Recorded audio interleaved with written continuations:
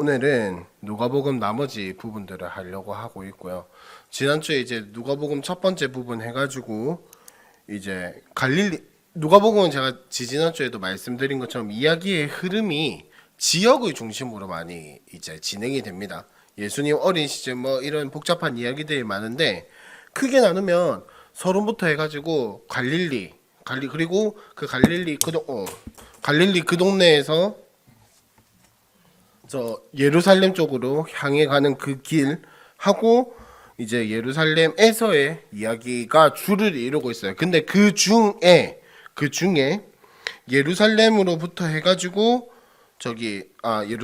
예루살렘 올라가는 길부터 해가지고 예루살렘에서 있었던 이야기가 누가복음의 절반 이상을 훨씬 더 넘게 차지하고 있죠. 그 말은 여러분들도 뭐 글을 쓰시거나 할 때 아시겠지만은 조금 내용에 필요하지만 뭐 그렇게 장황하지 않아도 되는 부분은 쫙 요약 줄여서 이야기를 하고 필요한 부분은 자세하게 이야기를 늘 하시잖아요. 그 누가도 마찬가지라는 겁니다. 이게 분량이 많은 게 단순히 뭐 많은 것도 있겠지만 그보다 중요한 것은 누가가 이 이야기를 얼마나 중요하게 생각하는가예요. 얼마나 중요하게 생각하는가.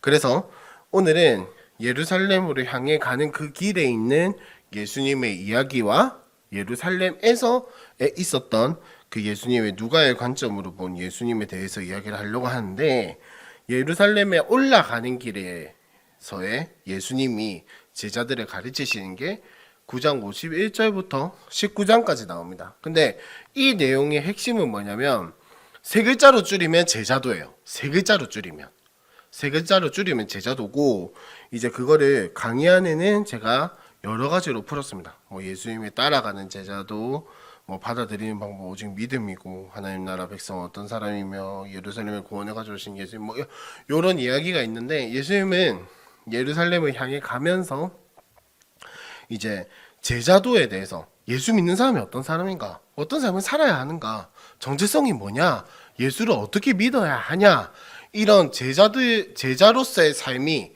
제자로서의 인생이 어떻게 살아가야 하는가를 이야기를 하는 게 이제 예수님의 이야기, 요 예루살렘을 향해 가는 예수님의 이야기라고 할 수 있겠죠. 그래서 누가복음 9장 51절에 한번 보시면은 예수님이 사마리아 마을에서 예수님을 받아들이지 않죠. 왜냐면은 여러분 뭐 제가 늘 말씀드리지만 사마리아는 유대인들을 싫어합니다. 예수님을 싫어했다기보다는 유대인을 싫어한 거예요. 왜? 여러분들도 아시겠지만 사마리아인의 조상이 누굽니까? 이스라엘 백성이었잖아요. 북이스라엘 사람들이었단 말이에요. 근데 북이스라엘이 누구한테 멸망당했었죠? 아수르한테 멸망을 당했고 아수르의 그때 당시의 정책은 뭐냐? 포로로 잡아가는 정책이 아니라 그 점령한 지역에 자기네 나라의 사람들을 보내는 게 아수르의 정책이었어요. 그러니까 혼혈이 될 수밖에 없겠죠. 그러면 이건 유대인 율법에서 잘한 겁니까? 잘못한 겁니까? 잘못한 거잖아요. 백성 중에서 끊어지는 게 정상인 상황이란 말이에요. 근데 이 사마리아 그 지역을 나중에 시간이 지나서 사마리아라고 부르게 된 겁니다. 그러니까 유대인 입장에서는 이렇게 표현해서 죄송하지만은 이 단어가 제일 적절할 거예요. 쓰레기처럼 봤어요. 사마리아 사람들을. 왜? 이스라엘 백성이라는 그 혈통을 쭉 이어오고 있다가 자신들의 그 순수함, 선민사상을 지키지 못하고 어찌됐든도 상황이 뭐가 됐든도 그러면 유대인의 입장은 이건 거죠. 쉽게 말하면 쉽게 말하면 이겁니다.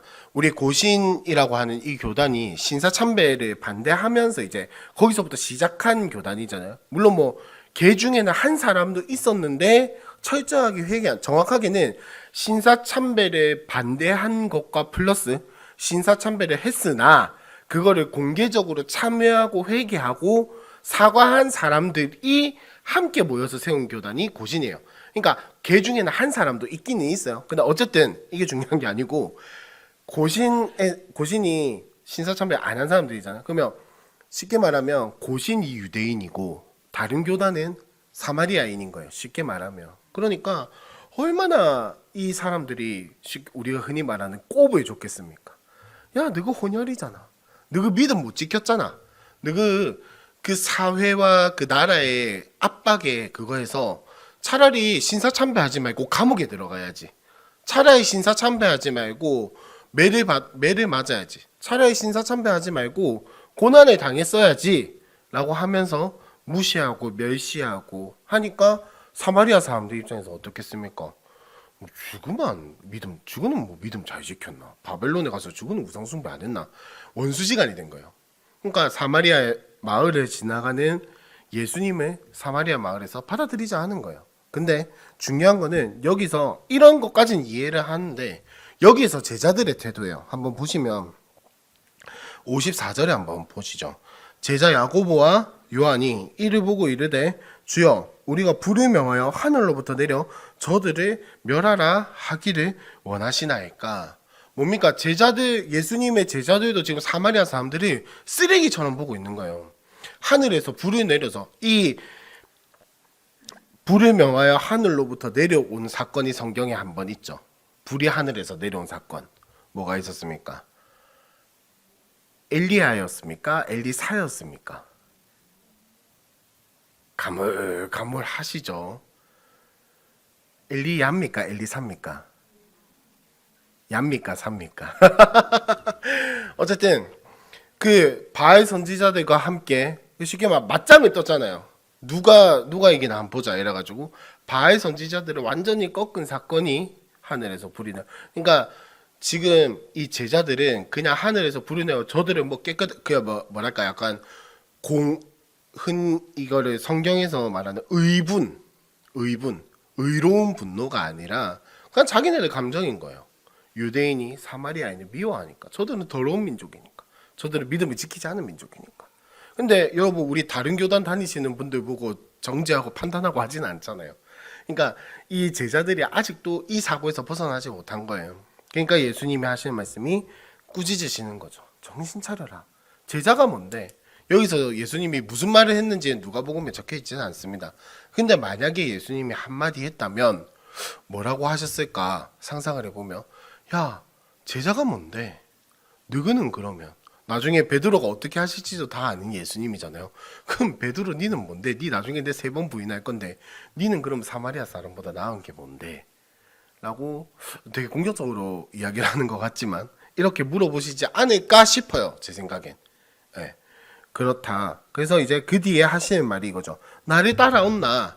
나를 따라라. 제자의 삶을 살아야 하는데 지금 그 뒤에 이야기를 하시는 게 뭐냐면은 그 뒤에 이야기를 62절에 한번 보시면 62절에 한번 보시면 예수께서 이르시되 손에 쟁기를 잡고 뒤를 돌아보는 자는 하나님의 나라에 합당하지 아니하니라 하시니라.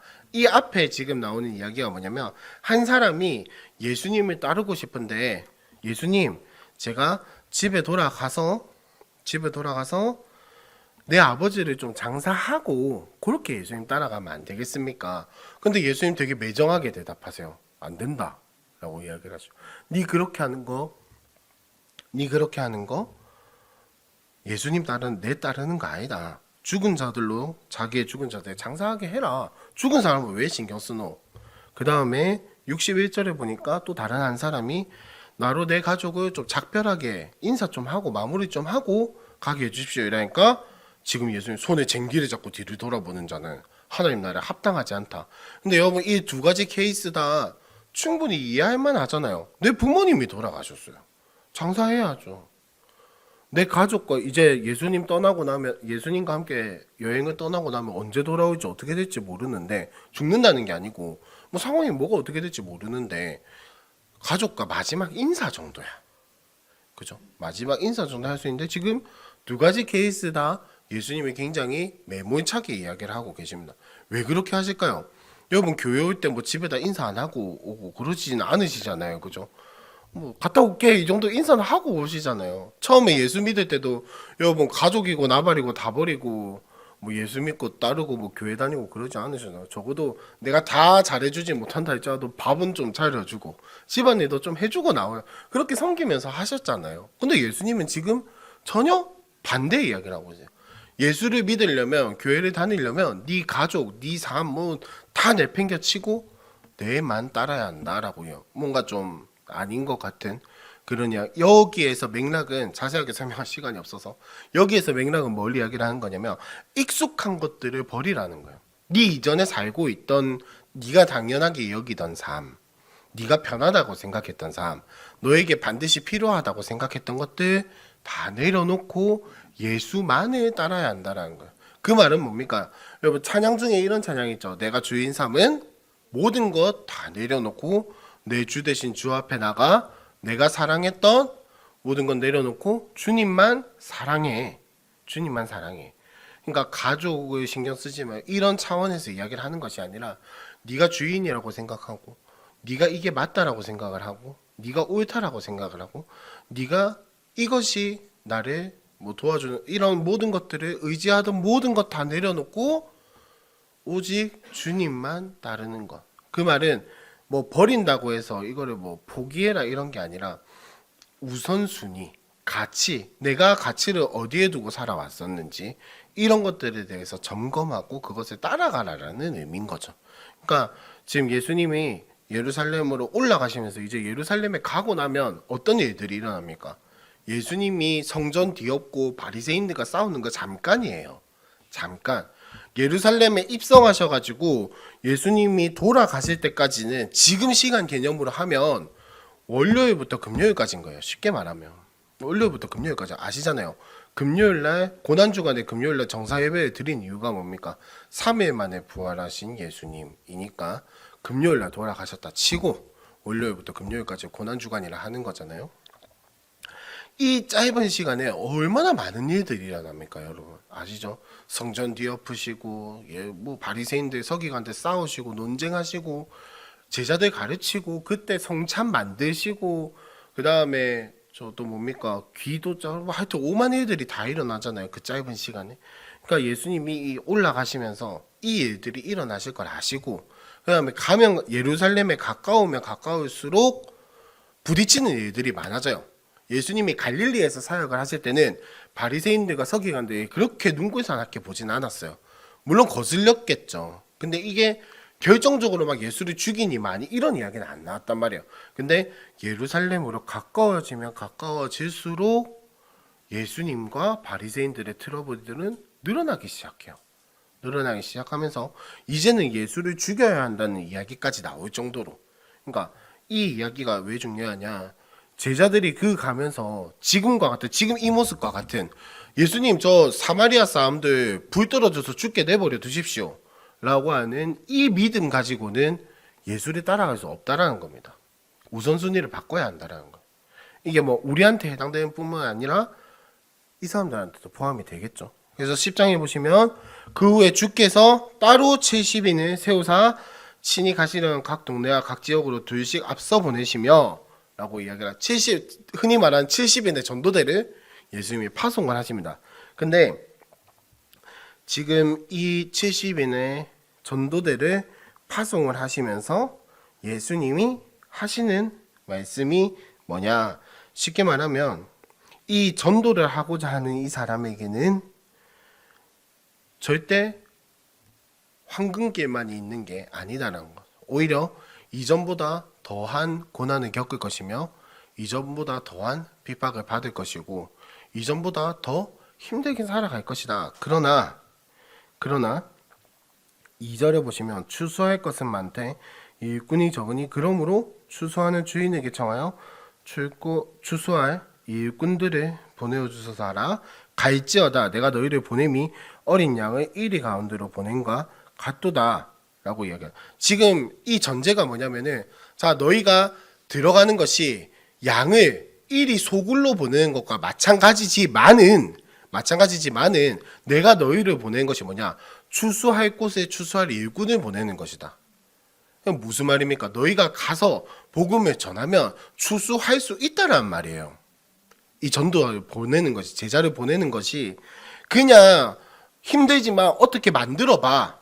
힘들지만 양이 1위 때 가운데 양을 보내가지고 양 보고 1위를 이겨라 이게 아니라 1위를 이미 다 이겨 놓았으니 너는 가서 이긴 것을 선포만 하면 된다라 이 이야기인 거예요. 추수할 것은 많되 일꾼이 적다. 그러니 내가 너를 추수할 일꾼으로 삼아서 너를 보내주겠다. 무슨 말입니까? 가서 추수만 하면 된다라는 거예요. 추수하면 된다라는 거예요. 그러면 이것을 지금 우리에게 적용을 시켜보면 뭡니까? 쉽게 말하면 우리가 살아가는 삶의 전도뿐만 아니라 우리가 살아가는 모든 삶의 한정들 뭡니까? 예수님이 이미 다 이겨 놓으셨고 살아가게 하셨고 이미 다 승리하셨단 말이야. 예수님의 권세를 가지고 우리는 가면 되는 거야. 누가 추수하고 있으면 누가 방해를 할 수도 있겠죠. 근데 그러면 그때 우리는 뭐라고 하면 됩니까? 주인이 내보고 추수하라 했다. 주인이 나한테 시켰는데 네가 무슨 권세로 주인의 말을 거부하려고 하느냐. 그러면 물론 뭐 실제로 그렇게 되면은 괴롭히고 뭐 일이 날 수도 있겠지만 그 주인의 권세 가지고 하는 일을 누가 맡겠습니까? 밭의 주인. 그 제자를 보내면서 예수님이 그 이야기를 하고 계신 겁니다. 그러면서 17절에 보시면 70인이 기뻐하며 돌아와서 이르되 주여 주의 이름이면 귀신들도 우리에게 항복하더이다 라고 하니까 예수님이 하시는 말씀이 자 사탄이 뭐 떠지면 내가 보았노라 내가 너희에게 뱀과 정갈을 밟으며 원수의 모든 능력을 제어할 권능을 주었으니 너희를 해칠 자가 결코 없으리라. 그러나 귀신들이 너희에게 항복하는 것으로 기뻐하지 말고 너희 이름에 하늘에 기록된 것으로 기뻐하라 하시니라 라고 이야기를 하고 있어요. 이게 여기에도 중요한 게 뭐냐면은 우리가 세상에서 살아갈 때 예수님이 어떤 권세를 주신 겁니까? 정갈을 밟고 뱀의 머리를 밟을 권세를 주셨다는 거예요. 자 그러면 창세기로 이걸 다시 돌아가서 한번 생각을 해보자. 창세기에서 아담과 하와가 범죄한 뒤에 하나님이 뱀을 불러다가 아담과 하와와 하나님과 뱀 이렇게 해가지고 이야기를 하잖아요. 그때 하나님이 뭐라고 말씀하십니까? 내가 여자의 아들로 사람의 아들로 하여금 뱀의 머리를 밟고 뱀은 그 여자의 뒤꿈치만을 상하게 할 것이다 라고요. 물론 뒤꿈치를 다치면 위험합니다. 아킬레스건이 있기 때문에 여러분 위험해요. 위험한데 그 이야기를 하는 게 아니죠. 그죠? 무슨 말입니까? 반드시 하나님이 약속하신 대로 이루어갈 것인데 그 약속이 무엇이냐? 사람의 아들로 하여금 사탄의 권세를 이기게 하겠다. 하여튼 이야기를 하자면 많은데 쉽게 말하면 예수님을 통해서 이 땅에 죄의 문제가 해결이 되고 구원이 완성되게 하겠다라는 하나님의 약속이잖아요. 근데 그 하나님의 약속이 예수님으로 끝입니까? 아니죠. 우리도 이 약속을 받았잖아요. 우리가 그 권세를 힘입어서 살아갈 수 있게 되잖아요. 그러니까 우리가 참 많이 까먹은 것 중에 하나가 뭐냐면 기도도 열심히 하고 신앙생활도 묵상 이렇게 열심히 하는데 내가 이 사탄을 이길 수 있는 권세가 있다는 거 참 자주 까먹은 것 같아요. 사명자는 반드시 사탄을 이길 권세가 있습니다. 내가 신앙생활을 잘해서 나오는 게 아니라 예수님이 나한테 그렇게 말씀하셨고 하나님이 나에게 주신 권세예요. 예수님이 이미 다 승리하신 거란 말이에요. 그러니까 내가 뭔가 잘나서 사탄을 이길 수 있는 권세가 생기는 것이 아니라 예수님이 이렇게 말씀하면 네 사탄 이길 수 있다. 네한테 그 힘을 줄게. 그건 뭡니까? 내가 잘나서 한 게 아니라 예수님이 나한테 주신 거야. 난 그걸 사용하면 되는 거야. 그러니까 우리의 인생에서 대적기도라든지 이런 것들이 반드시 필요해요. 필요하고 할 수 있어요. 누구나. 근데 중요한 건 뭐냐면은 그걸 믿는 거예요. 나에게 이 권세가 있다는 걸 믿는 거. 그래서 조금 약간 더 나아가서 이야기를 하면 제가 어디서 썰을 하나 들었는데 누구라고 이야기를 할 수도 없고 뭐 하여튼 제가 겪은 일은 아니고 다른 사람이 겪은 일을 들은 거예요. 어떤 분이 이제 귀신 들린 분이 계셔서 어떤 한 목사님이 귀신 들린 분이 계셔서 그 귀신이 이제 대적하는 기도를 해드리러 집에 찾아가서 대적 기도를 하려고 하는데 이런 이야기를 막 이렇게 대적 기도를 하는데 그 귀신 들린 사람의 입을 통해 귀신이 이야기를 하는데 뭐라고 이야기를 하냐면 야 니도 내를 쫓아낼 수 있다고 안 믿는데 하나님이 니를 쫓아주시겠나? 하나님이 내를 쫓아주시겠나라고 이야기를 한 거야. 쉽게 말하면 제가 말을 좀 똥같이 해서 그렇긴 한데 그냥 쉽게 말하면 이거죠. 내가 기도한다고 귀신이 떠나갈 거라고 네 자신도 스스로 그 기도의 능력에 대해서 믿지 않는데 귀신이 어떻게 떠나가냐는 거예요. 그러니까 오히려 그 귀신이 영적 상태를 더 정확하게 본 거죠. 그러니까 뭐냐면은 뭐 대적 기도나 이런 걸 할 때 물론 우리가 귀신을 쫓아내는 기도를 하고 뭐 이런 일이 뭐 인생에 그렇게 많지는 않겠죠. 근데 우리가 대적 기도를 한다든지 영적 전쟁을 해 나갈 때 내 힘으로 하려고 하면 당연히 안 되죠. 그 목사님이 기도하려고 했던 그 영적인 상태도 자기는 잘 모르는데 귀신이 더 정확하게 알아보는데 귀신도 참 광명한 천사로 위장할 수 있는 능력이 있는 굉장히 뛰어난 영적인 존재예요. 근데 우리가 어떻게 그걸 다 이겨내겠습니까? 방법은 한 가지밖에 없는 거예요. 예수 그리스도의 권세를 의지하는 것 말고는 답이 없는 거예요. 그러니까 이 권세를 주신 것을 우리가 마음껏 사용하자는 겁니다. 제가 말씀드리고 싶은 거. 근데 중요한 건 내가 이 권세로 내가 이겨냈다. 내가 이겨냈다. 내가 이 권세를 사용해서 이겨냈다. 이게 아니라 하나님 나에게 이 권세를 주셔서 감사합니다. 이게 무슨 말이냐면 귀신을 쫓아낸 걸로 기뻐하는 것이 아니라 내 이름이 하늘에 기록된 것으로 기뻐하는 거. 목적은 그거예요. 하나님의 권세를 주신 목적이 뭐겠습니까? 하늘에서의 삶을 여기서도 누리라는 거예요. 여러분 하늘에 천국에서 살아가는 삶이 결국 뭐예요? 하나님을 대적하는 모든 권세와 모든 악한 것들을 이기고 오직 하나님만 누리면서 살아가는 게 하나님 나라의 삶인데 그럼 이 땅에서 그걸 어떻게 누리겠습니까? 이 땅은 이미 공중의 권세 잡은 자들이 권세를 잡은 곳이에요. 그러면 그걸 이겨내야죠. 통치를 누려야죠. 그러면 대적해서 이겨나가는 것밖에 없는데 우리는 이긴 걸로 기뻐하죠. 근데 진짜 우리가 기뻐해야 할 건 뭐냐면은 내가 여기서 하나님 나라를 누릴 수 있구나 라는 거. 제가 월화수 이제 저기 서울에 있는 한성교회라는 곳에서 그 작년에도 갔다 오긴 했는데 우리 행복축제 하잖아요. 그죠? 전도축제 하는 거. 그거 아카데미 그냥 세미나를 다녀왔어요. 그러니까 갔다가 오늘 6시 반에 도착하고 지금 옷만 갈아입고 내려온 거거든요.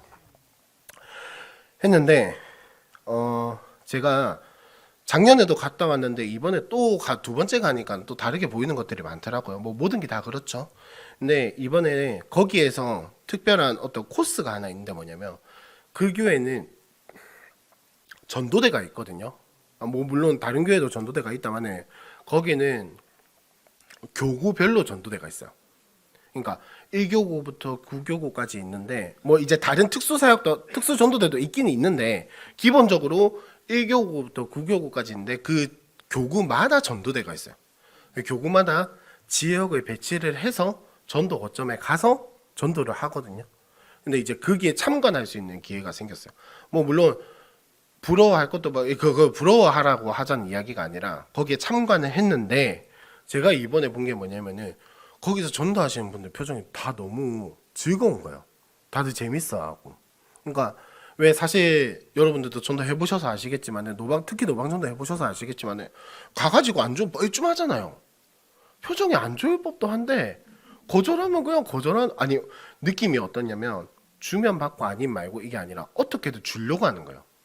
이게 그냥 제가 노방전도 하면서 가끔 들었던 생각이 뭐냐면 이거 물티슈 준다고 올까? 휴지 준다고 올까? 이거 버려지지 않을까? 특히 예전에 그 구서역에서 그 수요일마다 교역자들이 함께 전도할 때 그 지하철 청소하시는 아주머니가 와가지고 뭐라고 했냐면 이거 지하철 안에서 하지 마세요 이러는 거라. 그것까지는 오케이. 뭐 이해할 수 있는데 그 뒤에 말이 너무 충격이었어요. 해봤자 의미 없어요 이러는 거라. 그리고 속으로 네가 뭘 하는데? 이러면서 네가 뭘 한다고? 근데 웃으면서 뭐 인상 쓰면서 네가 뭘 하는데라고 할 수는 없잖아요. 왜요? 라고 물어보니까 이거 다 버리고 가더라고. 네, 지하철 휴지통에 다 버리고 가더라고. 그러니까 너무 그때부터 웃으면서 주기가 전 너무 힘든 거예요. 웃으면서 줘지지가 않더라고. 괜히 근심과 걱정과 이게 또 버려지면 어떡하나 이거 쓰레기만 만드는가. 아니 근데 그거는 제 생각이고 그냥 이번에 보면서 느낀 그게 내 생각이었구나. 내 생각이었구나. 내가 이거 뭔가 줘서 사람들이 이렇게 소중하게 보고 물론 그걸 열심히 있는 건 좋은데 그 사람들의 마음을 움직이려고 하는 그 사람들의 마음을 통제하고 싶어하는 내 마음이구나. 나는 무엇이냐 이걸 주는 것으로 기뻐하고 내가 전도할 수 있음에 기뻐하고, 내가 예수의 복음을 가지고 있음에 기뻐하고, 다른 사람들이 이거 욕하고 비난하고 뭐라 할지언정 나는 이것을 당당하게 전하고 하나님 나라를 전할 수 있는 것이 내 사명이고 내가 누릴 수 있는, 이 땅에서 누릴 수 있는 기쁨이구나 라고 하는 거를 이번에 느꼈어요. 그 사람들 표정이 너무 밝고 행복하고 재밌어하고, 이게 버려지거나 이 사람들이 준다고 해서 안 올 거 자기들도 안 돼요. 해봤자 의미 없대요. 자기 입으로 이야기를 하더라고. 이거 줘봤자 사실은 뭐 크게 의미 없습니다 이러더라고. 근데 그 주면서 말을 붙이면서 어떻게 한 명이라도 이렇게 더 이야기를 할 수 있는 그걸로 자기들은 감사하대요. 그때 갔을 때 뭐랬냐면 차도 나눠주고 하는데 그 앉아서 손 마사지 이런 거 해주고, 그 다음에 설문지 같은 거 해가지고 연락처를 받아내더라고요. 우리 교회도 다음에 그렇게 하면 좋겠는데, 어쨌든 그 설문지도 사실 여러분 그렇게 한 시간인가 1시간 반 정도 했어요. 그러면 한 몇 명 정도 받을 것 같아요. 잘하는 데다 뭐 이렇게 약간 기대감을 가지고 있다면. 뭐 저는 한 30명 40명 이라 할 줄 알았어요. 20명도 안 됐어요. 근데 그 사람들은 그걸 위해서 매주 꾸준히 시간과 재정적인 것들과 자신의 노력과 이런 것들 투자를 해서 하더라고요. 근데 그렇게 하면 진짜 웃긴 게 한 명이라도 온다는 거예요. 거기는 교구별로 전도지 색깔이 다르거든요. 근데 그 나눠줬던 전도지를 들고 온다는 거예요. 아무것도 아닌 것 같고 진짜 쓰레기처럼 느껴지고 버려지는 것처럼 느껴진다마는 그 중에 하나라도 온다라는 거예요. 그러니까 그거를 맛보고 나니까 자기네들 그걸 포기를 할 수 없다는 거예요. 우리가 생각하기에 이게 별거 아닌 것 같지만 이것 때문에 한 명이라도 오는 거, 이것 때문에 한 명이라도 교회 문턱을 밟고 관심을 가지고 영원히 하나님을 만날 기회를 얻는다는 게 얼마나 귀한 일인지를 안다는 겁니다. 여보, 우리도 마찬가지입니다. 지금 뭐 전도를 하려고 부담을 드리는 게 아니라 그게 바로 여기서 이야기를 하는 귀신을 쫓아낸 것으로 기뻐하는 것이 아니라 하늘에 내 이름이 기록된 것으로 기뻐하는 거. 여보, 귀신을 쫓아낸 걸로 기뻐하면 그 사람들은 하루에 30명 40명이 와야 기쁘고, 내가 이 전도제를 나눠줬는데 1000장을 나눠줬는데 100명이 와야 기쁘고, 그렇게 계산을 하게 된다는 거예요. 물론 그렇게 되면 좋겠죠. 그걸 싫어하는 사람이 누가 있겠습니까? 하지만 그것으로 인해서 기뻐하는 것이 아니라 내가 전도할 수 있음에 감사, 내가 복음을 전할 수 있음에 감사, 내가 오늘 한 명이지만 누군가를 만나서 예수 믿으라고 말할 수 있음에 감사. 그렇게 이야기하셨어요 다들. 그러니까 그 이야기가 오늘 이걸 준비하면서 딱 생각이 나더라고요. 그 모습들이. 아, 진짜 내가 하늘에 있는 것으로, 내 이름이 하늘에 기록된 것으로 기뻐하고 있는가? 내가 진짜 예수를 믿고 예수를 따라 복음을 가지고 살아갈 수 있음에 기뻐하고 있는가? 그 이야기를 예루살렘에 가는 내내 예수님이 하시는 거예요. 끝. 그렇게 끝이고, 그 중에 이제 무슨 이야기가 나오냐면 10장 25절에 한번 보시면 어떤 율법 교사가 일어나 예수를 시험하여 이르되, 선생님, 내가 무엇을 하여야 영생을 얻으리까? 라고 물어봅니다. 이 부분이 누가복음에만 나오는 자비를 베푼 사마리아 사람에 대한 이야기고, 요거는 누가복음의 관점을 극명하게 표현을 하는 그런 비유입니다. 무슨 말이냐면 나중에 하겠지만은 누가복음은 낮은 자들을 위해서, 천한 자들을 위해서, 소외된 자들을 위해서 오신 예수님에 대해서 강조를 하고 있거든요. 요 사마리아 사람에 대한 이야기는 그거를 굉장히 티가 나게 표현을 하고 있다는 거. 율법교사의 질문이 뭡니까? 내가 어떻게 하면 영생을 얻겠습니까? 라고 물어보니까 예수님의 그에 대한 대답이 율법에 뭐라 돼 있대? 라고 하니까 율법교사니까 줄줄줄줄 나오겠죠. 이렇게 장황하게 설명을 했어요. 하나님 사랑하고 이웃을 네 자신같이 사랑해라. 정답을 이야기를 했어요. 정답을 딱 이야기를 했는데 예수님이 그래, 네 말이 맞다. 그렇게 살면 된다. 라고 이야기를 하시니까 이 사람이 뭡니까? 그러면 내 이웃이 누굽니까? 라고 물어보는데 그 앞에 전제가 있죠. 전제가 뭐죠? 자기를 옳게 보이려고. 무슨 말인지 아시겠죠? 이 율법 교사가 질문을 한 것은 질문한 것은 사거리 어귀에서 바리새인들이 자기들의 업적을 가지고 기도한 것과 마찬가지라는 겁니다. 사람이 많을 거잖아요, 지금. 일어나서 율법 교사가 질문을 했어. 예수님이 네 말이 옳다 이랬으니까는 카타르시스를 막 느꼈겠죠.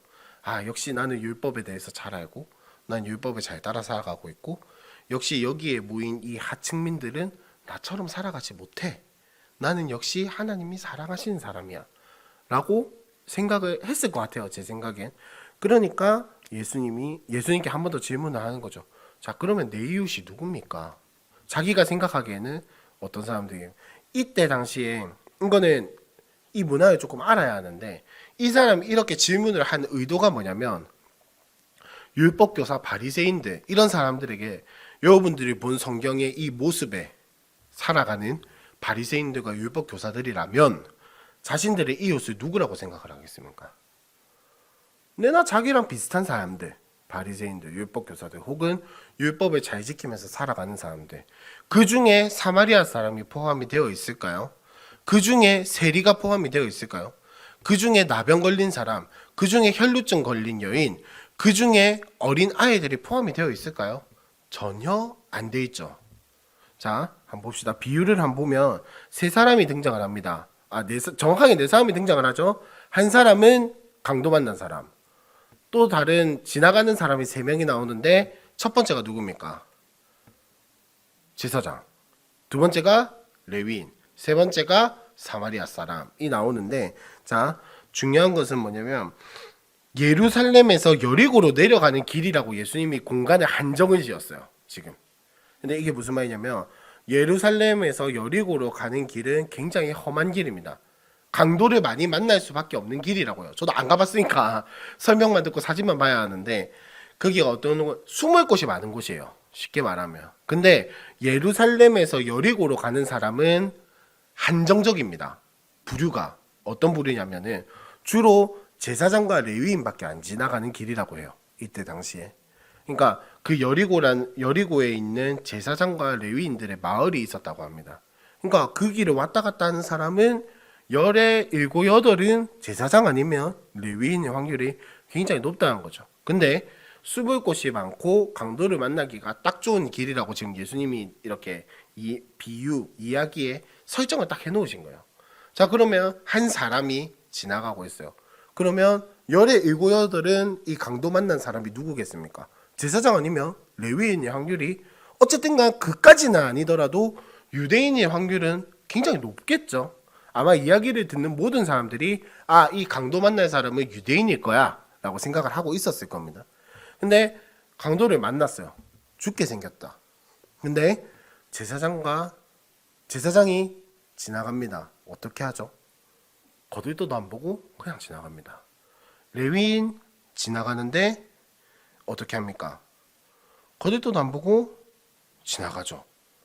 왜일까요? 시체랑 접하면 부정해지니까. 시체랑 접하면 부정해지니까. 근데 그들이 살고 있는 마을이 어떤 마을입니까? 제사장과 레위인의 마을이었단 말이에요. 내려가는 길에 부정해졌어요. 그러면 굉장히 귀찮고 상스러운 상황이 발생을 하겠죠. 근데 지나가다 보니까 저거는 거의 죽은 것 같아. 시체인 것 같아. 뭐 숨이 미약하게 붙어 있는 그 사람을 보고 누가 이렇게 멀리서 보고 살아있나 죽어있나 이거 어떻게 합니까? 그죠? 그러니까 그냥 버려두고 가는 거예요. 그냥 버려두고 가는 거예요. 근데 진짜 웃긴 게 뭐냐면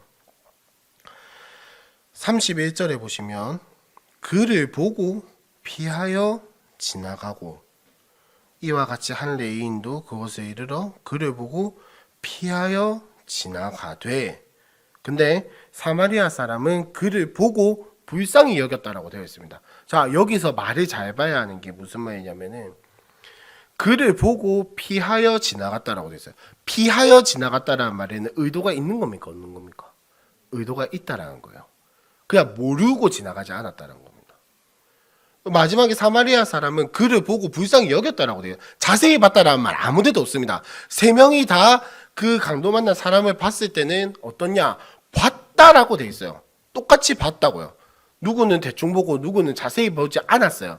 그냥 세 명 다 똑같이 봤습니다. 근데 앞에 두 사람은 다분한 의도를 가지고 피하여 지나갔어요. 근데 세 번째 사마리아 사람만 불쌍히 여겼다라고 되어 있습니다. 사실은 앞에 레위인 제사장도 이 사람이 어떤 상태인지를 알았다라는 거예요. 내가 도와주면 이 사람이 죽을지 모를지 그런 상황. 쉽게 말하면 교통사고가 눈앞에서 빵 났어요. 이 사람이 쓰러져 있어. 근데 머리에서 피가 철철철철 나고 피가 철철철철 나고 그러고 있어요. 그러면 여러분 대부분 어떻게 생각합니까? 아, 저 사람 살아있는데 곧 죽겠지 라는 생각이 들겠죠. 그 상황이라는 겁니다. 그러면 만약에 이 레위인이야 제사장이 누군가가 도와줬어. 근데 길 가다가 이 사람이 죽었어. 시체가 됐어. 그럼 자기는 어떻게 되는 겁니까? 부정해지는 거잖아요. 그러니까 싫은 거예요 지금. 귀찮은 상황, 어려운 상황이 싫어서 거의 유대인일 것 같은 이 사람을 피하여 지나간 겁니다. 근데 사마리아 사람, 자 지금 이 이야기의 분위기를 어떤 사람은 뭐라고 표현을 했냐면, 자 첫 번째 이 이야기를 듣고 있는 대부분의 사람들이 유대인이거나 최소 유대의 문화를 알고 있는 사람들이 확률이 높겠죠. 모인 무리가. 그러면 사람들이 어떤 분위기냐면 사람이 강도를 받아서 아이고 어떡하노 지금과 같은 분위기일 거란 말이에요. 아이고 어떡하노 그 사람 막 이러고 있는데 제사장이 나타났대. 다들 기대를 하는 거예요. 저 예수라는 사람이 제사장 이야기에 몰입을 하면 그렇다는 겁니다. 제사장은 도와주지 않겠나. 지나갔어. 아 그래 뭐 제사장은 바쁘니까 그럴 수도 있지. 레위인이 지나갔어요. 쉽게 말하면 담임 목사님이 지나가고 부교역자가 지나가고 하는데 다들 그래도 부교역자도 교역자인데 도와주겠지. 지나간 거예요. 근데 어떤 한 이상한 예수 믿는데 좀 또라이 같은 사람이 와가지고 도와줘. 지금 그런 상황인 거예요. 사마리아 사람이라고 이야기를 하는 순간 사람들은 다 실망하는 거예요. 사마리아 사람이 뭘 도와주노? 사마리아 사람이 뭘 도와주노? 여러분 스님이 교회 와서 헌금한다 이런 소리인 거예요 지금. 사마리아 사람 무슨 사마리아 사람이 뭔 유대인이랑 뭔 상관이 있다고 도와주노? 이랬는데 유일하게 이 사람만 강도 만난 이웃을 보고 불쌍히 여겨서 다 도와줍니다. 근데 그래 여기까지는 아마 여러분도 잘 아시는 내용이고 이렇게 묵상을 하셨을 거예요. 자 그럼 보통 결론이 뭡니까? 나도 이런 이웃이 되어야지. 그죠? 근데 예수님의 사실 질문은 좀 달라요. 36절에 한번 보시면 네 생각에는 이 세 사람 중에 누가 강도 만난 자의 이웃이 되겠느냐. 자 여기까지는 그냥 이야기입니다. 이야기에 딱 들려주고 네 생각에는 어때? 라고 물어보시는데 처음에 이 율법학자가 예수님한테 질문한 게 뭡니까? 누가 내 이웃입니까? 라고 물어봤잖아요. 누가 내 이웃입니까? 그러니까 내가 어떤 이웃이 되어야겠습니까? 라고 질문하지 않았어요. 내가 어떤 이웃의 삶에 내가 어떻게 남을 도와줘야 합니까? 라고 물어본 게 아니에요. 누가 내 이웃입니까? 쉽게 말하면 내가 도와줘야 할 대상이 나에게 이웃이라고 할 만한 존재가 어떤 사람입니까? 라고 물어본 거예요. 자 그러면 예수님이 하신 이 이야기에서 율법학자는 무슨 생각을 했을까요? 예수님이 누구를 의도를 하신 걸까요? 지금 율법학자가 네가 바로 이 강도 만난 이웃이다라는 거예요. 자, 네가 강도 만난 이웃이라 쳤을 때, 네가 다 죽어간다 쳤을 때 제사장이 네 이웃이가, 레위인이 네 이웃이가, 아니면 사마리아 사람이 네 이웃이가 라고 물어보신 거예요.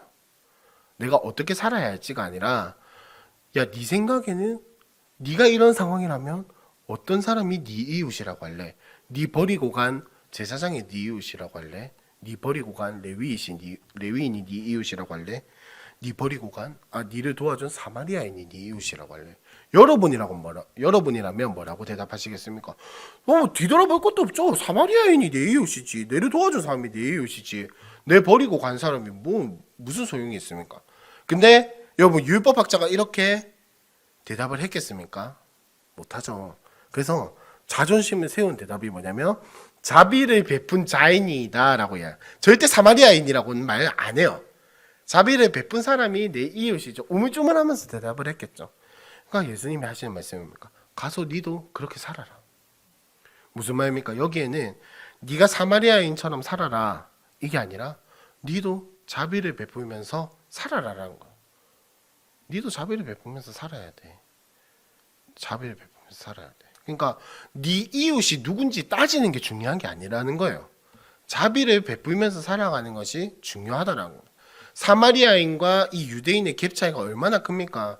조상 대대로 이어져 내려오는 원수 집안이란 말이에요. 쉽게 말하면 조상 대대로 내려져 오는 원수 집안인데 원수끼리 자비를 베풀었어요. 이게 예수님 사랑이잖아요.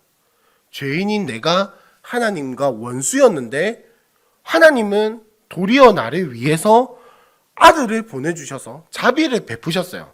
예수님은 지금 이 율법학자에게 그래 하나님이 그런 분이라고 묵상만 하지 말고 네 삶으로 이어가라라고 이야기를 하시는 거예요. 원수라고 할지라도 자비를 베풀어라. 사마리아인 뭐 이거 여기에 꽂히는 게 아니라 자비를 베푸는 것. 요거를 이야기를 하는 거예요. 이야기가 길었는데 자 이렇게 이야기를 하면서 제자도에 대해서도 계속해서 이야기를 하시는 거예요. 제자도에 대해서 계속해서 이야기를 하시는 거.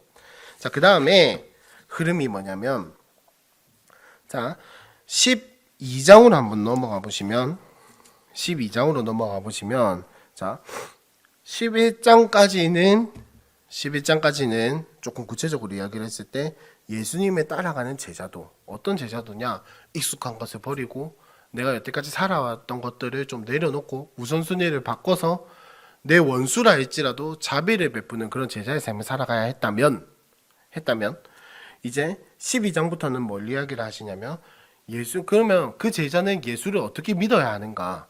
행위나 외식이나 이런 것이 아니라 오직 믿음으로써 받아들인다 라고 하는 내용이 시작되는 게 12장입니다. 근데 이 예수님을 받아들이는데 예수님을 믿음으로 받아들이는데 예수님이 지금 비유로 이야기를 하시는데 세 가지 유형을 이야기를 하고 있어요. 첫 번째는 누룩 이야기를 가지고 외식에 대해서 이야기를 하고 있고요. 위선에 대해서 이야기를 하고 있고 그 다음에 부자 비유 그냥 나사로 아시죠? 요걸 가지고 탐욕에 대해서 이야기를 하고 계시고 그 뒤에 열처녀 비유 아시죠? 요걸 가지고 게으름에 대해서 이야기를 하고 계십니다. 지금 무슨 말이냐면은 예수님을 믿음으로 받아들이고 예수님을 믿어야 하는데 거기에 방해가 되는 것들이 무엇이 있냐? 여기서는 위선과 탐욕과 게으름에 대해서 이야기를 하고 있다라는 겁니다. 그래서 외식 이야기도 아시죠? 누룩을 가지고 이야기를 하시는 거. 그 다음에 부자의 비유를 가지고도 이제 탐욕에 대해서 이야기를 하시고, 그 다음에 예수님은 예기치 않은 시간에 오실 거기 때문에 깨어서 근면하고 깨어서 기도하고 깨어서 살아가라 라고 이야기를 하고 계십니다. 그 다음에 넘어가서 13장 10절부터 한번 보시면 이제 무슨 이야기를 하고 있습니까? 예수님이 안식일에 한 여인을 고치면서 무슨 이야기를 하고 계시냐면 누가 하나님 나라에 들어갈 수 있는가? 하나님 나라에 들어가는 백성은 어떤 사람인가에 대해서 이야기를 시작을 하십니다. 이 이야기의 시작을 한번 보시면 지금 10절에 한번 보시면 안식일에 한 회당에서 가르치실 때 쉽게 말하면 주일에 예배드리고 있을 때입니다. 주일에 예배드리고 있을 때 18해 동안이나 귀신 들려 앓으며 꼬부라져 조금도 펴지 못하는 한 여자가 있더라. 예수님이 그 여자를 불러가지고 낫게 하셨죠. 근데 이 뒤에 지금 회당장, 그러니까 쉽게 말하면 교회 담임 목사님이 오셔가지고 지금 예수님한테 뭐라고 이야기를 합니까? 야, 니는 월요일부터 토요일까지 뭐하고 주일에 사람을 고치냐?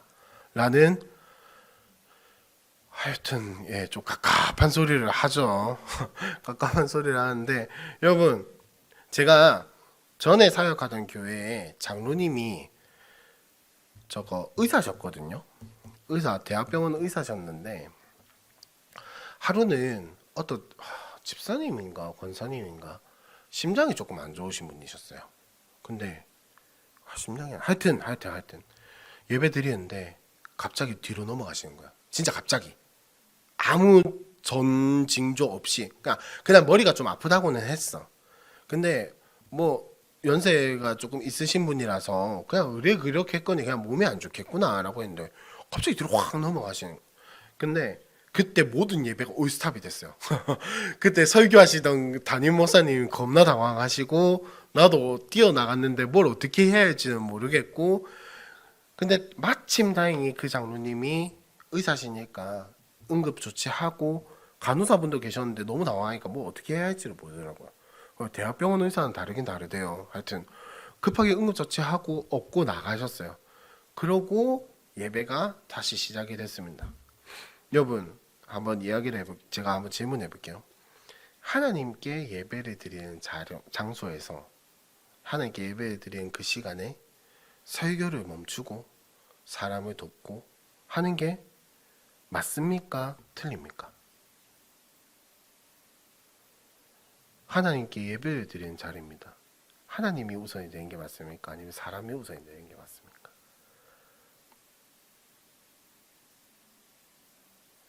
이렇게 말하니까 되게 좀 맞죠? 저만 나쁜 놈 되는 것 같죠? 이렇게 대답하면 사람을 이렇게 하는 것 같고 이렇게 대답하면 또 이 예배를 너무 가볍게 여기나 이런 생각이 들고 여보 그 상황에서는 뭐가 맞는 거였을까요? 그때 그 설교하고 계시던 담임 목사님이 설교를 멈추고 그 성도를 돌보는 게 맞았을까? 아니면 설교를 이렇게 잠깐 이렇게 멈추더라도 신경 쓰지 마시고 우리는 함께 예배합시다라고 하는 게 맞았을까요? 여러분 생각은 어떠십니까?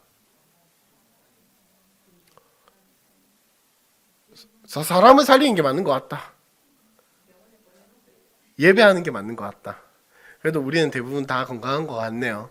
여러분 지금 이 지금 싸움이 바로 그 싸움인 겁니다. 그 싸움인 거예요. 여러분 사람을 살리는 게 맞겠죠.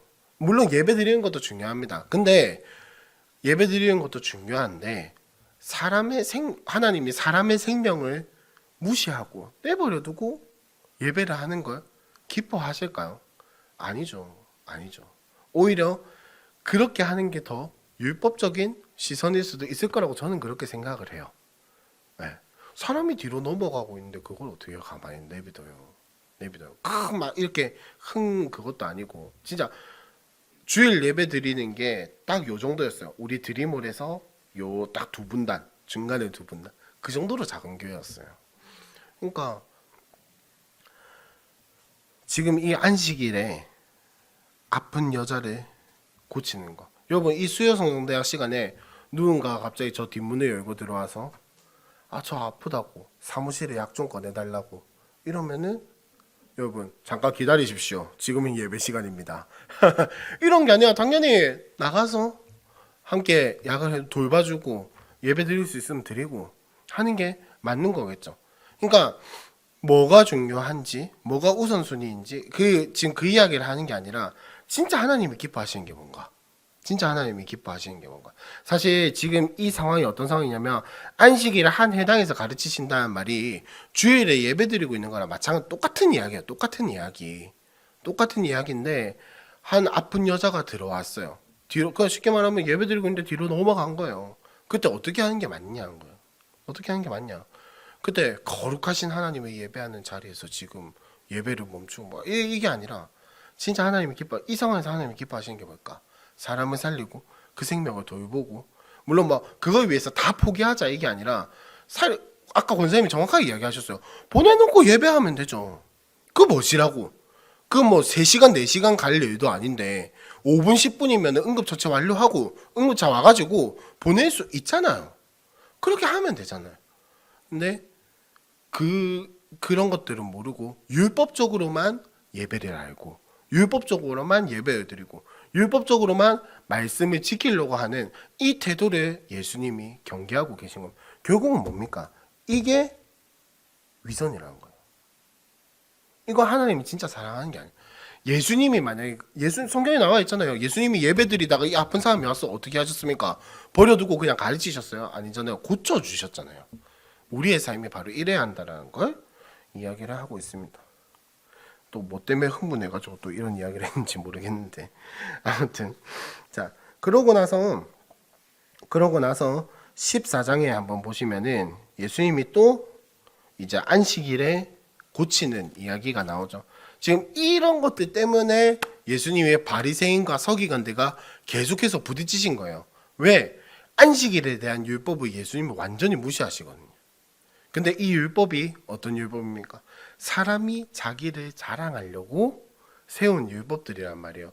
여러분 성경 그 어디에 안식일에 아픈 사람을 고치면 안 된다라는 율법이 있습니까? 아무 데도 없어요.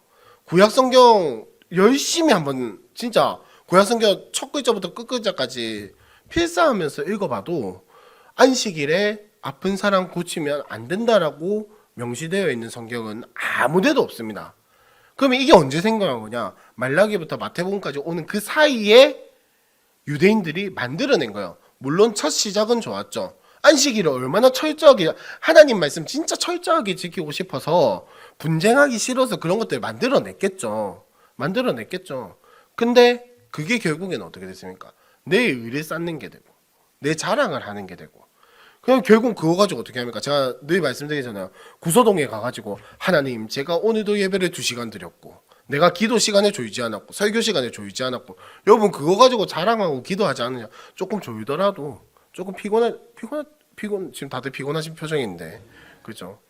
때로는 수요성경대학 때 조시는 분들도 많이 봤습니다. 근데 저라도 상관없어요. 저라도 상관없는데 여러분 뭐 그렇다고 해서 내가 예배를 뭐 안 드린 건 아니잖아요. 물론 이제 그게 습관성이 되면 조금 위험하겠지만 그렇다고 해서 여러분들 뭐 예배를 안 드리고 싶어서 조신 건 아니잖아요. 그죠? 그렇다고 하면 저는 좀 슬프겠지만 하여튼 여러분 지금 무슨 말 하는지 아시겠죠? 그죠? 근데 이 바리새인들과 서기관들과 이 사람들은 그게 아닌 거예요. 예수를 행위로 받아들이고 예수를 문자로 받아들이고 예수를 율법으로 받아들인 거야. 예수를 믿는 게 아니고 예수를 자꾸 율법의 틀로 보려고 하고. 근데 진짜 웃긴 건 뭐냐면 아까 율법학자가 질문했던 질문이에요. 율법에 대해서 다 알고 있어. 하나님을 사랑하고 이웃을 사랑하는 거 알고는 있어. 근데 이거를 의미를 모르고 글자로만 받아들이고 이거를 어떻게 해야 하는지 묵상이 없이 그냥 율법으로만 받아들이고 이렇게 행위만 하면 돼. 하나님을 마음으로 사랑하는 건 모르는 거예요. 이웃을 내 진심으로 사랑하는 걸 모르는 거예요. 근데 그거는 행위 목록표는 율법책에 쫙 나와 있어요. 안식일엔 이렇게 해야 하고 이웃은 이런 존재이니까 이렇게 도와야 하고 그것만 지키면 사랑하는 줄 아는 거예요. 왜 우리 황도화 목사님이 이런 거를 연애로 많이 표현을 하시나요? 여러분 뭐 집에 전 여자친구, 전 남자친구들 다들 계시잖아요. 그죠? 전 여자친구, 전 남자친구. 그분과 데이트 하실 때 정해진 시간표대로 움직이는 게 데이트입니까? 영화관 가고, 밥 먹고, 카페 갔다가, 집까지 데려다 주고, 이렇게만 하는 게 데이트예요? 아니잖아요. 짧게 하더라도, 이렇게 만나서 얼굴 보고, 다정한 대화를 나누고, 마음을 나누는 것이 데이트예요. 여러분, 신방 갈 때도 마찬가지입니다. 신방 갈 때도 마찬가지야. 여러분, 앞에 가서 5분 동안 자판기 커피를 함께 마시더라도 진짜로 위로하고 격려하고 마음에 나누는 게 신방. 여러분 뭐 제가 여러분한테 신방 갔을 때 뭐 저기 ACT 뭐 이런 데 가가지고 레스토랑 가서 비싼 밥 사주는 게 신방이 아니잖아요. 마음은 그러고 싶어요. 저도 마음은 현실이 그게 안 되니까 못 하는 건데 여러분 그거 사주는 게 신방이 아니잖아요. 밥 같이 먹는 게 신방이 아니잖아요. 여러분들도 신방 받아보시고 가보셔서 아시잖아요. 신방이 뭡니까? 마음에 나누고 기도 제목 함께 나누고 함께 울고 함께 웃고 시간이 중요한 게 아니라 뭘 하는지가 중요한 게 아니라 마음에 나누는 게 중요한 거잖아요. 근데 이 사람들은 바리새인들은 서기관들은 율법학자들은 그러지 못했다는 거. 내가 이렇게 행위를 하면 사랑하는 거지. 내가 이렇게 행위를 하면 예배하는 거지. 내가 예배 시간 딱 맞춰 와가지고 끝날 때까지 졸지 않으면 예배 드린 거지. 근데 그 속마음 하나님은 절대 그 행위를 가지고 다 판단하지 않으세요. 왜 유명한 이야기 있잖아요. 다윗 할 때 사무엘이 딱 봤을 때 사실 여러분 그렇잖아요. 왕이라고 하면은 좀 그래도 그죠? 키도 좀 크고 인물도 좀 있고 특별히 이때 왕이라고 하는 개념은 나라를 그냥 이렇게 다스리고 뭐 이런 게 아니라 싸워서 이겨낼 수 있고 전쟁할 때 이 이미지도 중요하단 말이야. 이왕이면 키 크고 떡대 좋고 좀 잘생기고 한 사람이 좋죠. 보기 좋은 떡이 먹기에도 좋다고 좋잖아요. 근데 다윗이 절대 키가 작은 건 아니었거든요. 왜냐면은 그 나중에 사울의 갑옷을 입혀볼 때 그 다윗은 자기한테 커서 먹는 게 아니라 불편해서 난 익숙해서 못 입겠습니다라고 이야기를 해요. 그 말은 뭡니까? 물론 컸을 수도 있겠죠. 근데 그것보다는 아마도 내가 평소에 이런 거를 잘 안 입으니까 좀 불편합니다라고 했을 확률이 높아요. 그러면 다윗은 그 소년의 때에 사울과 비슷한 덩치를 가지고 있었다라는 겁니다. 절대 다윗이 작고 그런 게 아니에요. 근데 그럼에도 불구하고 사무엘이 다윗을 볼품 없다라고 생각을 한 것은 뭐냐면은 여러분 첫째부터 일곱째까지 있단 말이에요. 이스라엘 사람들 생각에는 첫째가 무조건 왔다예요. 첫째가 최고예요. 안 되면 둘째예요. 그래도 안 되면 셋째고. 근데 7명이나 쭉 있어. 그러면 당연히 이 중에죠. 굳이 막내까지 갈 이유가 없는 거예요. 근데 하나님이 사무엘한테 하신 이야기가 뭡니까? 나는 마음의 중심을 본다라고 이야기를 하시는. 여기서도 마찬가지인 거예요. 똑같이 흘러가는 거야. 똑같이. 나는 네가 안식일에 율법을 몇 개를 지켰는지를 원하는 게 아니야.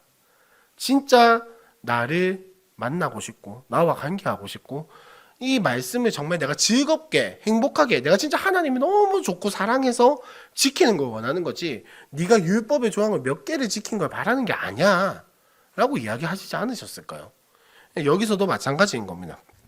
그 다음에 자 15장에 보시면은 이제 그 뒤로 15장의 이야기를 쭉 보시면은 뭐가 나오냐면은 여러분 그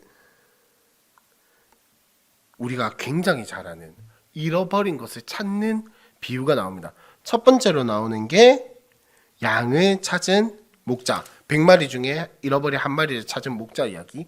그 다음에 나오는 게 드라크마, 10드라크마 중에 하나 찾은 이야기. 그 이야기. 그러니까 이게 10드라크마가 어느 정도의 이야기냐면은 뭐 지금으로 치면은 조금 평가절하를 하면 1,000원짜리 10장이 있었는데 한 장이 없어졌어. 혹시 여러분 그거에 위해서 카드 내역서와 뭐 입출금 내역과 이런 거 쫙 다 찾아보시나요? 카톡 내용 막 다 찾아보시나요? 아니죠. 그냥 내가 어디 썼는갑다. 1,000원이면 뭐 붕어빵 하나 사 먹었는갑다. 이러고 넘어가잖아요. 그거 다시 찾았다고 뭐 와 씨 너무 기쁘다 오늘 소고기 먹으러 가자 이러진 않잖아요. 1,000원짜리 찾아서 너무 기쁘니까 소고기 먹으러 가자 이러진 않잖아요. 지금 그 이야기를 하고 있는 겁니다. 100마리 중에 한 마리 잃어버린 거 여러분 우리가 생각한 지금 양이 비싸니까 지금 뭐 양 살려면은 뭐 몇만 원 가지고 되는 게 아니잖아요. 물론 한 마리가 안 소중하다는 건 아니지만은 이때 당시에 100마리 중에 한 마리면 그냥 가다가 야생동물한테 물려갈 수도 있는 그런 상황인 거예요. 100마리 중에 한 마리 잃어버리는 거 아깝지만 그렇다고 해서 막 이 99마리를 내버려 두고 목자가 가가지고 자꾸 막 이런 상황은 아니라는 거예요. 이거 10드라크마 아까 방금 말씀드렸잖아요. 1,000원짜리 찾았다고 소고기 먹지는 않잖아요. 그 상황인 거예요. 그냥 아깝지만 감내할 수 있는 수준. 아깝지만 감내할 수 있는 수준. 근데 지금 이 두 비유의 공통점이 뭡니까? 그 감내할 수 있는 거에 다 내버려 두고 나는 이 하나를 찾겠다. 여러분 막말로 죄송합니다만은 이 60억 인구 중에 내 하나 구원 못 받는다고 하나님 입장에서 뭐가 달라질까요? 60억 인구 중에 내 하나 없다고 뭐 하나님 입장에서 별 달라지는 게 없어요. 그리고 뭐 지금이 60억 인구지 지금까지 거쳐온 모든 수많은 사람들 합하면 몇 명이나 되겠습니까? 그 중에 내 하나 없다고 뭔가 달라질까요? 아니죠. 하나님 입장에서 봤을 때 냉정하게 내 하나 없다고 하나님 안 달라져요. 근데 우리의 인생을 한번 생각을 해보면 내 하나 때문에 하나님이 얼마나 많은 일들을 하셨습니까? 내 하나의 삶 속에 하나님이 얼마나 많은 일들을 하셨고 얼마나 치밀하게 움직였고 얼마나 적절한 때 얼마나 필요한 때 가장 좋은 곳으로 인도해 나가 하나하나. 야, 어떻게 이렇게까지 하나하나 다 생각을 하셨지? 어떻게 여기까지 생각하시고 내 인생을 인도하셨지? 어떻게 이것까지 생각하시고 내 인생을 바꾸시고 만드시고 회복시키셨지? 라는 생각이 들 정도로 만들어 가시는 하나님. 내 하나 없다고 별 상관없는데 그 하나님이라는 거예요. 지금 그 하나님 이야기라고. 그거를 이제 절정으로 이야기를 하는 게 잃은 아들을 되찾은 탕자의 이야기를 하고 있는 겁니다. 이 탕자의 이야기도 여러분 이 맥락에서 읽으셔야 돼요. 잃어버린 것을 애타게 정말 애타게 찾으시는 하나님. 그러니까 이 아버지는 이 아들이 나가서 그 전에 뭘 했고 아무 상관이 없는 거예요. 왜? 돌아왔으니까. 이 아들 잃어버린 줄 알고 이 아들 버린 줄 알았는데 이 아들 다시는 못 돌아올 줄 알았는데 집에 어째 돌아왔어. 그러니까 지금 뭐 소잡자 난리가 나는 거예요. 근데 첫째 아들은 이 기쁨에 동참하지 못하고 있죠. 왜? 이 아들이 돌아온 게 중요한 게 아니고 이 아들이 전에 어떻게 했는지가 더 행위가 중요하다는. 그러면서 한 가지 더 볼 수 있는 게 뭡니까? 이 첫째 아들이 뭐라고 이야기를 합니까? 아니 그러면 뭐 내한테도 좀 주든가. 뭐 둘째한테만 다 퍼다 줘놓고는 내보고 뭐 어쩌라는 겁니까? 그러니까 이 아들의 마음속에는 진짜 아버지를 사랑하고 존중하는 마음이 아니라 아버지가 나한테 얼마나 이득이 되냐. 그러니까 쉽게 말하면 이겁니다. 둘째한테 1,000,000원 줬으면 나한테 2,000,000원 줘야죠. 내가 장자인데. 둘째한테 유산 줬으면 나한테도 줘야죠. 내 장자인데. 그러니까 아버지의 마음이고 나발이고 아무 관심도 없는 거예요. 그러니까 오로지 자기만 아는. 오로지 자기만 중요한. 그러니까 정확하게 죄성에 대해서 이야기를 하고 있는 거예요. 그냥 쉽게 말하면 이거죠. 여러분 만약에 지금 옆에 있는 분들 한번 얼굴 보실래요? 그분들의 고민과 걱정과 어려움들이 다 해결이 됐다고 칩시다. 그럼 여러분은 함께 기뻐하시겠습니까? 아니면 배 아파하시겠습니까? 뭐 말로는 기뻐한다고 하지만 기뻐하죠. 형제 자매인데 기뻐하죠. 근데 인간의 죄성은 그 마음속 깊은 곳에서 야 하나님 저 사람한테는 저렇게 하는데 내한테는 왜 안 해주시지? 이 생각. 지금 첫째 아들이 딱 그 상황인 거예요. 야 아빠 저 둘째 아들은 뭐 유산도 미리 땡겨주고 다 탕진하고 돌아왔는데 소도 잡아주고 다 해주는데 내한테는 도대체 뭘 해준 거지? 근데 안 해줬습니까? 해줬잖아요. 그러니까 해준 게 중요한 게 아니고 아버지의 마음이 어디를 향해 있는지를 알고 그러니까 정말 가족을 사랑한다면 정말 가족을 사랑한다면 좀 안 입고 올 해도 웃으면서 그죠? 좀 웃으면서 안 입고 올 수 있는데 첫째 아들이 이 이야기할 때 표정이 뭐 웃었겠습니까? 뭐 툴툴거리면서 뭐 이랬겠죠. 지금 그 이야기를 하고 있는 거예요. 그러니까 정확하게 지금 이 탕자의 비유에서는 아버지가 하나님의 이야기를 하고 있는 거고 둘째 아들이 이방인의 이야기를 하고 있는 거예요. 왜냐면 뭐 아시겠지만은 아담과 하와가 벗어났잖아요. 지금 그 이야기를 하고 있는 거예요. 근데 첫째 아들이 누구냐? 이 뒤에 흐름의 맥락을 보면은 유대인들의 이야기를 하고 있는 거예요.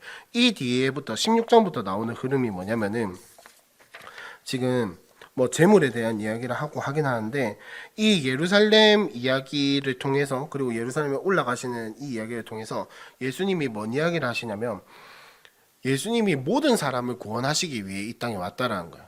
그래서 이 예루살렘으로 올라가셔서 사역을 하시고 하는데 문제는 유대인들은 이미 버림바 되었다. 나중에 나오는 감람산 강화라고 하는 부분이 있습니다. 감람산 강화 좀 뛰어넘어서 저 2번 보시면은 감람산 강화라고 되어 있죠.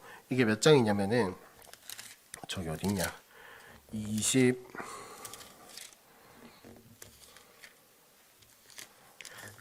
어딨냐 죄송해요 21장에 한번 보시면 맞나 죄송해요 제가 오늘 좀 오락가락합니다. 조금만 양해 부탁드리고요.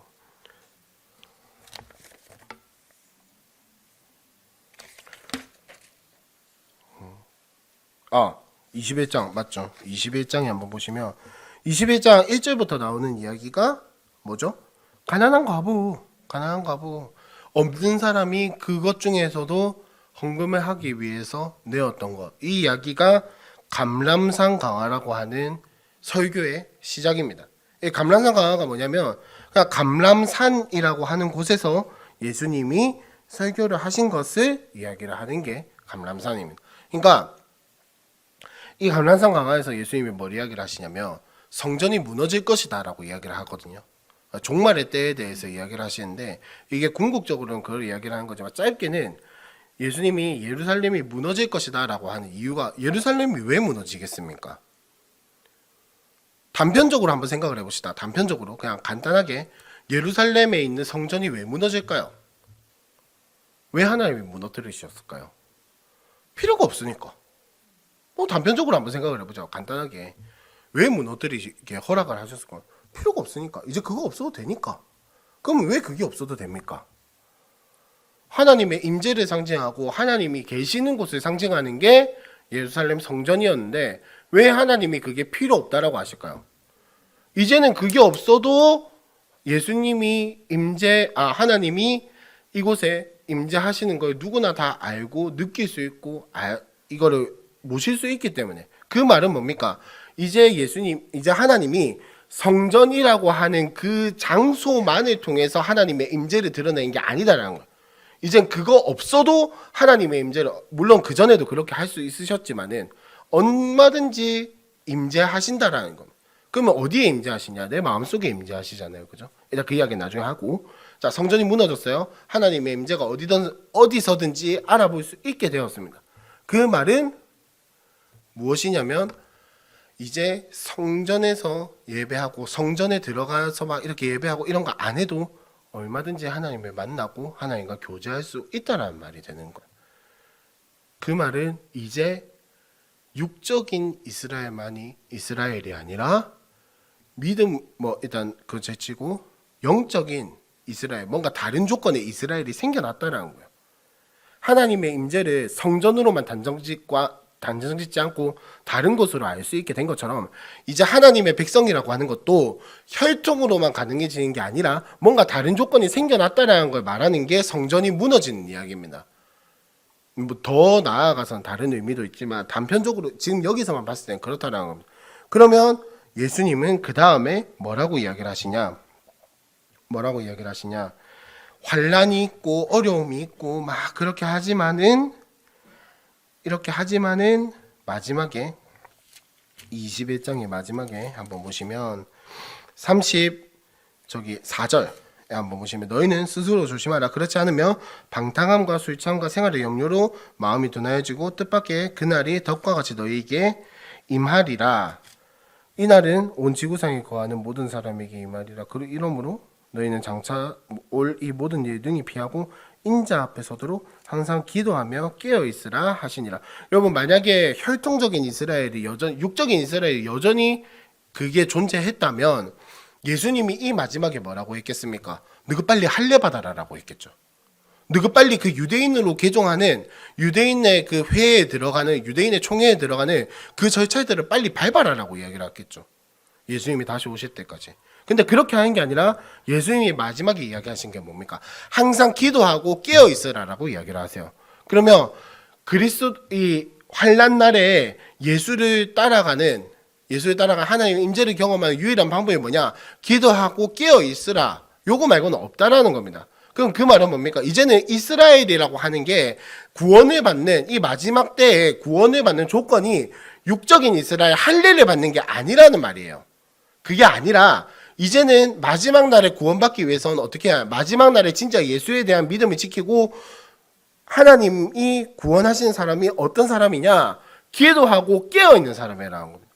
그러면 이 말의 전제는 뭐가 있는 겁니까? 예수를 믿는 거예요. 예수를 믿는 거. 하나님의 백성의 개념은 이제 완전히 바뀐 겁니다. 예루살렘이 무너질 걸 예언하시면서 하나님의 백성이 누구냐? 하나님을 따라가는 사람이, 하나님이 구원해 주신 사람이 누구냐? 혈통을 지키는 유대인들이 아니라 예수의 이름을 믿는 사람, 예수가 구원자라고 인정하는 사람, 예수를 마음속에 모신 사람이 마지막 날에 구원을 받는 사람이라는 거죠. 그러고 이제 예수님이 본격적으로 마지막 때를 준비하시는, 유월절을 준비하시는 이야기가 나오는데, 요거는 다음 주에 마무리를 하도록 하고, 어쨌든 오늘은 이제 이 누가복음의 이야기들을 조금 해왔는데, 중요한 건 이제 이 누가복음이 뭐 소외된 사람들에 대한 이야기 이런 것들도 하지만은, 누가는 보면 이렇게 이야기를 진행시켜 나가는 것들이 자신의 의도를 드러내고 뭐 이렇게 하는데, 그것보다 좀 더 중요한 건 뭐냐면, 이 땅에 예수님이 인간으로 오셔서 모든 사람들을 구원하시기 위해서, 하나님이 선택하신 모든 사람들을 구원하시기 위해서 이 땅에 오셨다는 거 정말 확실하게 이야기를 하고 있어요. 진짜 확실하고, 약간 어떤 때는 좀 제가 흥분한 것처럼 극적으로 이야기를 해요. 왜? 이 책이 쓰여진 목적이 뭐였는지 혹시 기억나십니까? 이 책이 쓰여진 목적, 복음을 알리기 위해서.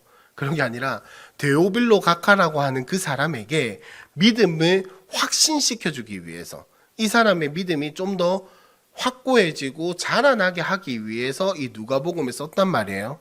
그러니까 이 예수의 이야기, 예수에 대한 복음, 예수가 말하는 이 모든 이야기들을 누가는 좀 더 선명하고 이 복음의 사실을 좀 더 이 뭐랄까 드라마틱하게 이 사람에게 확인시켜 줄 필요가 있는 거예요. 왜?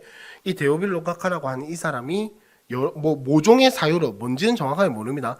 모종의 사유로 예수를 믿는 것에 대해서 의심하고 있기 때문에, 예수 진짜 사람 맞나? 뭐 이때 추측을 해보는 거예요. 이때 당시에 이단들이 하도 예수의 인성이나 신성을 많이 건드기 때문에 뭐 그런 이단에 빠져서 그런 건지, 혹은 뭐 예수를 부인하는 사람 때문에 뭐 자기가 힘들어져서 그런, 뭐 모릅니다. 그건 정확하게 모르는데, 하여튼 그런 것들로 미루어 봤을 때, 어쨌든 간 중요한 건 누가는 데오빌로 가카라는 사람에게 예수를 믿는 것이 헛된 것이 아니다라는 걸 정확하게 인지를 시켜줘야 했다고요. 믿음을 가지게 해야 한다.